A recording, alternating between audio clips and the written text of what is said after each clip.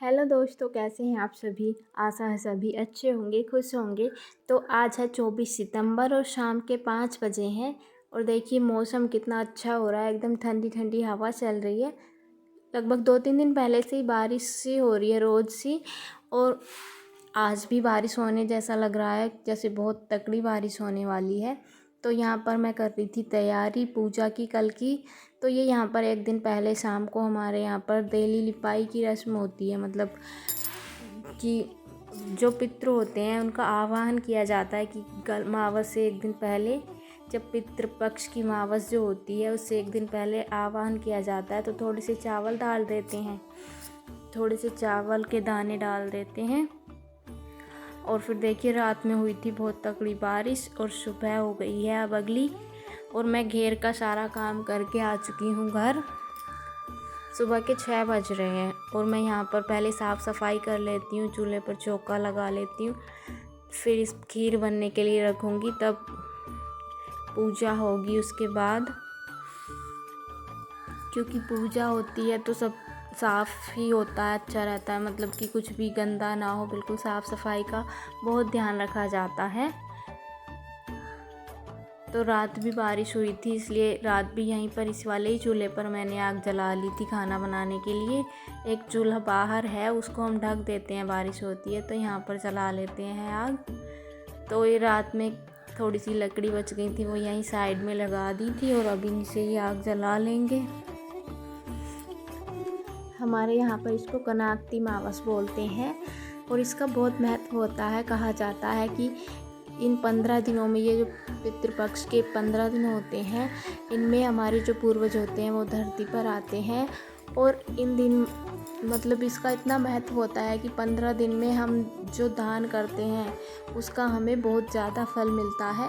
अगर किसी को पितृदोष हो जाता है तो उसके लिए तो दान करना बहुत ही अच्छा माना जाता है। दान करना, गाय को हरा चारा खिलाना, ये सब मतलब पितृदोष होता है जिसको, उसके लिए बहुत अच्छा रहता है। घर में सुख शांति भी बनी रहती है। तो जो मानते हैं, ज़्यादातर तो सभी लोगों के यहाँ पर होता है, लेकिन कुछ लोग नहीं मानते।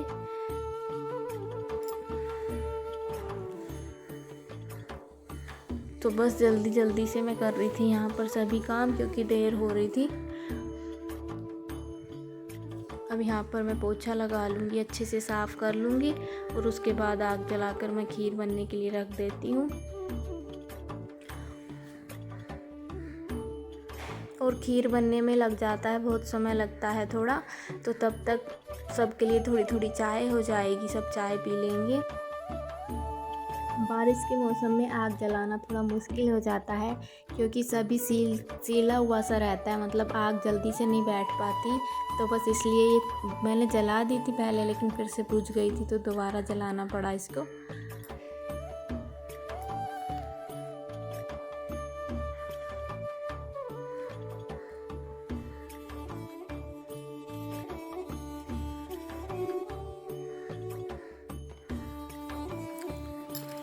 हमारी आग अच्छे से जल चुकी है। खीर बनती रहेगी धीरे धीरे, आंच पर ही अच्छी बनती है।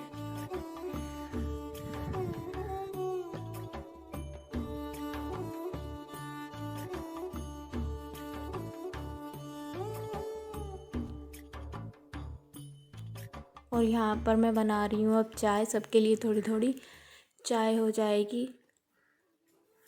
और मैं नहा तो ली थी, लेकिन मैंने बालों में कंघा नहीं किया था, क्योंकि बिल्कुल भी समय ही नहीं था। अब मैंने खीर बनने रख दी है तो वो धीरे धीरे बनती रहेगी। और मैंने अब अपने बालों में कंघा भी कर लिया है।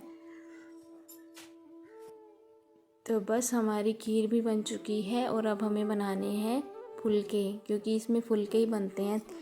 4 छोटे छोटे फुलके बनते हैं हमारे यहाँ पर, पूरी जितनी पूरी होती है, और 4 बड़े जो नॉर्मल फुलके होते हैं सबके घर में बनते हैं, वो बनते हैं। तो बस मैं वही बना रही हूँ अब पूजा के लिए। तो देखिए पहले तो हम छोटे छोटे बना लेते हैं, पूरी के बराबर बनाते हैं, इतने बड़े बड़े 4।